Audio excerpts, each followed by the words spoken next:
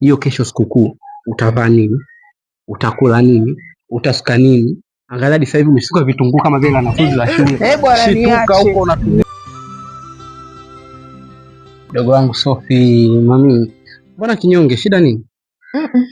Unaumwa? Hapana. Niambie, mimi ndo kaka yako, afu sitoshe tupo wawili tu. Mdogo wangu, naomba unieleze shida nini? Nimwambia mchumba wangu toka juzi kwamba sina hela kusuka, sina nguo ya sikukuu, lakini mpaka sasa hivi kimya. Haja kutumia. Ndio. Sasa unacheka nini? Hamna. Vipi?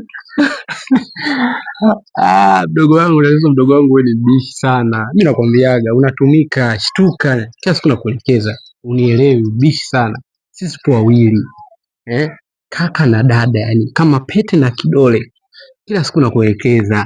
Pale unatumika, mimi ndo baba yako. Hivyo unajua baba ni Mungu wa pili. Kwa hiyo mimi kwa vile kaka ni Mungu wa pili. Sasa siponitumia mimi tena kumtumia na? Sasa mbona hujatumiwa? Unatumika hadi muda huu. Uijui kesho yako kwamba hiyo kesho sikukuu utavaa nini, utakula nini, utasuka nini. Angalia sasa hivi umeshika vitunguu kama vile wanafunzi wa shule. Shituka huko unatumika, lione.